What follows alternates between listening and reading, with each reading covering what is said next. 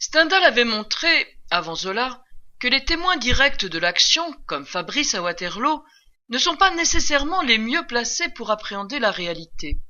Il croyait pourtant, selon la formule célèbre, qu'un roman est un miroir qu'on promène le long d'un chemin. Ce n'est pas si simple pour Zola. C'est ce que nous allons voir maintenant. Le miroir est apparemment l'instrument à percevoir le plus neutre, le plus fidèle à la réalité qu'il reflète, et Zola en fait significativement un outil de visibilité et de cadrage privilégié. Mais il y a bien des miroirs. Le miroir à 19 sous que Chaval achète pour Catherine dans Germinal n'est pas le miroir de Venise dans lequel se contemple Nana ou René. À chaque personnage, à chaque milieu social, son miroir.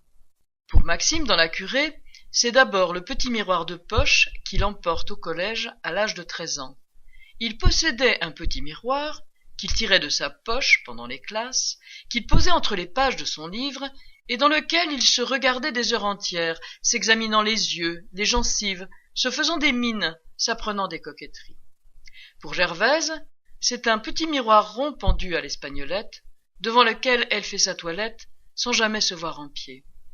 Le miroir de Maxime est un outil d'exaltation narcissique, typique d'une adolescence privilégiée. Celui de Gervaise a un rôle purement fonctionnel, c'est l'auxiliaire très imparfait de sa toilette, le médiateur déficient de son reflet. Car l'image spéculaire est toujours celle d'un corps en morceaux pour les classes populaires. Ce n'est jamais une totalité. Quant à la psyché de Nana, c'est l'instrument des satisfactions auto-érotiques. Le comte Muffat contemple ainsi sa maîtresse, absorbée dans le ravissement d'elle-même. Elle pliait le cou, regardant avec attention dans la glace un petit signe brun qu'elle avait au-dessus de la hanche droite. Puis, elle étudia d'autres parties de son corps, amusée, reprise de ses curiosités vicieuses d'enfant. Ça la surprenait toujours de se voir. Elle avait l'air étonnée et séduite d'une jeune fille qui découvre sa puberté. Lentement, elle ouvrit les bras pour développer son torse de Vénus grasse. Elle ploya la taille, s'examinant de dos et de face, s'arrêtant au profil de sa gorge, aux rondeurs fuyantes de ses cuisses.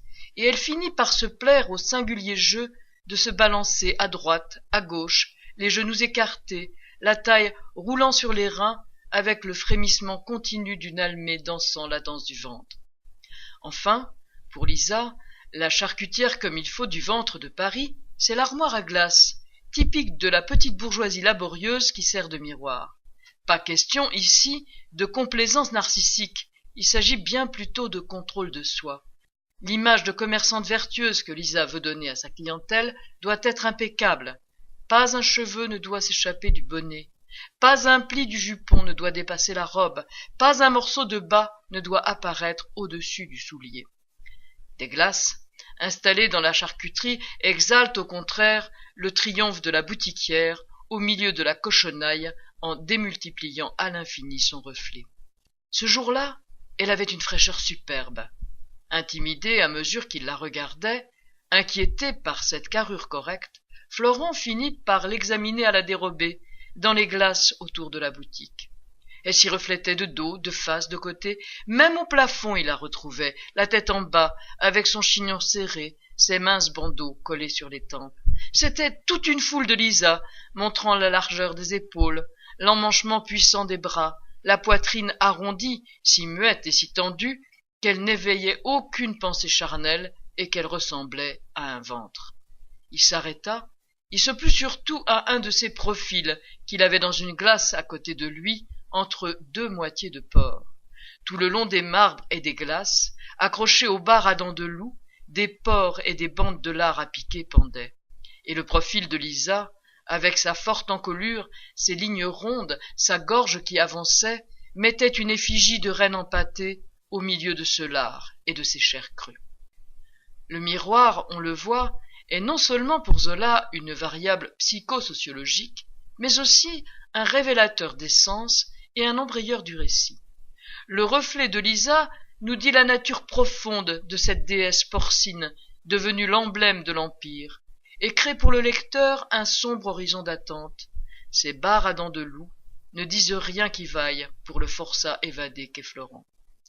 Surveillé par les mouchards de l'Empire, Dénoncée par les marchandes de la Halle et par Lisa elle-même, l'inoffensive Florence, socialiste rêveur, sera impitoyablement broyée par les mâchoires de l'ogre qu'on devinait déjà dans les glaces de la charcuterie. À la différence de la lorgnette ou de la loupe, qui se présentent comme de simples multiplicateurs de la puissance naturelle de l'œil, le miroir se situe en effet à la croisée de l'optique et de la magie. Il a de sombres accointances avec la voyance, la prophétie, la révélation.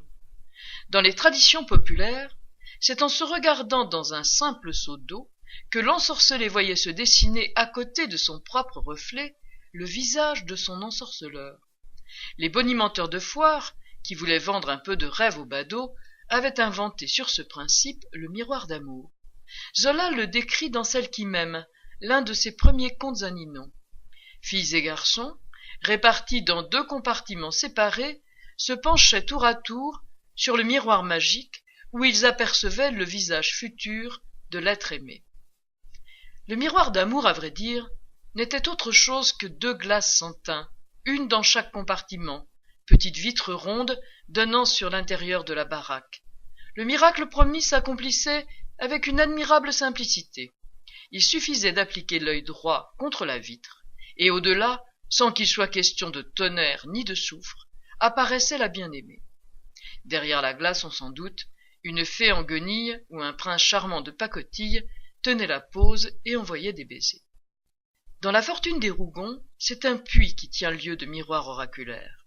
C'est en se penchant un matin au-dessus de la margelle que 2 adolescents, Miette et Silver, venus tirer de l'eau de part et d'autre d'un mur mitoyen, découvrent leurs reflets jumeaux à la surface de l'eau, dans les 2 demi-lunes que sépare l'ombre de la muraille. Pierre Bourduge nous lira le texte complet tout à l'heure. Un matin, de fort bonne heure, Silver, en venant tirer la provision d'eau de Tante Dide, se pencha machinalement, au moment où il saisissait la